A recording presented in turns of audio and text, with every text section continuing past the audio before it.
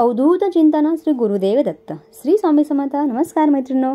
गरोदर महिलांची चोरओटी आपल्याकडे म्हणजेच विशेषतः महाराष्ट्रीयन लोकांकडे करण्याची पद्धत आहे. साधारणपणे गरोदरपणाचे 3 महिने पूर्ण झाले की गरोदर असलेल्या महिलांची चोरओटी भरण्याचा कार्यक्रम माहेरच्याकडे अर्थात आईकडे करण्याची पद्धत असते. चोरओटी म्हणजे नेमकं काय आहे, याची प्रक्रिया काय आहे, याची सर्वांना कल्पना नसते.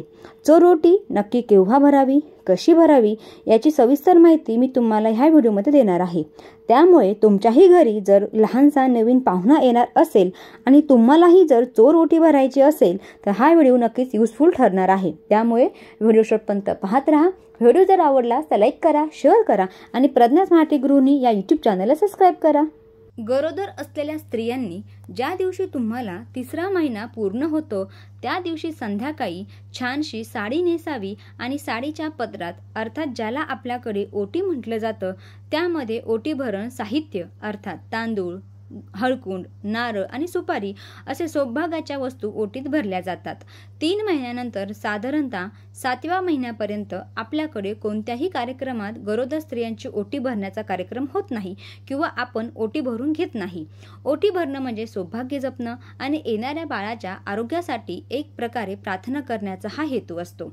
आईचा आशीर्वाद आपल्या मुलीला मिळावा यासाठी ही प्रथा असते. पूर्वीच्या काळी माहेरी जास्त जाण्याची प्रथा नव्हती, त्यामुळे आईकडून मुलीचे लाड होण्यासाठी चोरओटी भरण्याचा कार्यक्रम ठेवला जायचा आणि त्यामुळे मुलगीही आईला भेटायला जात असते. ओटी भरणं म्हणजेच बेंबीखालील गर्भाशयाची जागा. ओटी भरणं म्हणजे बाळाला सुख मिळणं, सुखप्राप्ती होणं. ओटी भरलेली असली की बाळाचा जन्म व्यवस्थित होतो असं म्हटलं जातं. त्यामुळेच नेहमी सुवासिनीच्या लग्नानंतर ओटी भरण केलं जातं.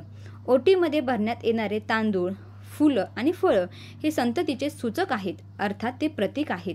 त्याचप्रमाणे फळाप्रमाणे बाळाची वृद्धी व्हावी, बाळाची वाढ व्हावी असं सांगण्याचा त्यामागचा हेतू असतो आणि यामुळेच चोरओटी भरण्याचा कार्यक्रम 4था महिना चालू झाल्यावर भरण्यात येते. आणि जर तुमच्याकडे ही माहेरामध्ये प्रथा नसेल तर तुम्ही मोठ्या बहिणीकडून, मावशीकडून सुद्धा भरून घेऊ शकता.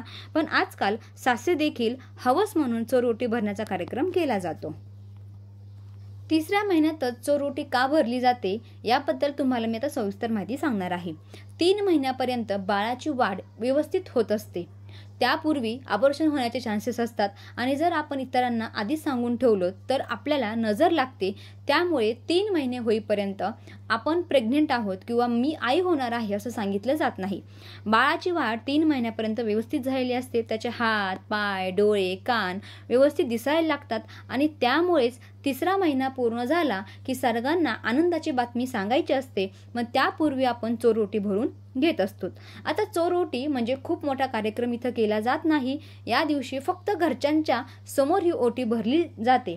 एकदा जर चोरओटी भरली तर 7व्या महिन्यापर्यंत कोणाकडूनही आपण ओटी भरून घेत नाही किंवा आपण कोणाची ओटी भरायची नसते.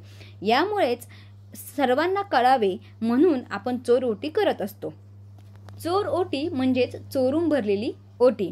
एकदा जर आपण चोरओटी भरली तर त्यानंतर तुम्ही सांगू शकता की तुम्ही आई होणार आहात आणि हा कार्यक्रम मोठा नसतो, घरच्या घरीच केला जातो. मग या दिवशी गरोदर असलेल्या स्त्रियांना पंचामृत खायला दिलं जातं. एकदा ओटी भरली की त्यानंतर तिला पंचामृत दिलं जातं. पंचामृत म्हणजे काय तर दही, दूध, तूप आणि साखर यांचं एकत्रितपणे केलेलं मिश्रण त्या आईचं तोंड गोड करून पंचामृत देऊन आनंद साजरा केला जातो. चोरओटीमध्ये तुम्ही तुमच्या पद्धतीने सर्व साहित्य तिच्या ओटीमध्ये टाकू शकता, म्हणजेच गरोदर स्त्रीच्या ओटीमध्ये टाकू शकता. याच्यामध्ये तुम्ही फळाचा सुद्धा उपयोग करू शकता. तर अशा पद्धतीने सासरचे किंवा माहेरच्याकडून दोघांकडूनही कोणीतरी एकाने ती ओटी भरायची असते. पण तुमच्याकडे जर सासरीही ही ओटी भरत नसतील आणि माहेरामध्ये ही ओटी भरत नसतील तर तुम्ही मैत्रिणीकडून सुद्धा ही ओटी भरून घेऊ शकता. अशा पद्धतीने चोरओटी कशी भरायची, कधी भरायची याबद्दल मी आज तुम्हाला सविस्तर माहिती सांगितलेली आहे. आय होप मैत्रिणींनो तुम्हाला माझा हा व्हिडिओ नक्की आवडेल. व्हिडिओ आवडल्यास तर लाईक करा, शेअर करा आणि प्रज्ञा स्मार्ट गृहिणी या यूट्यूब चॅनलला सबस्क्राईब करा. श्री स्वामी समर्थ. जय जय स्वामी समर्थ.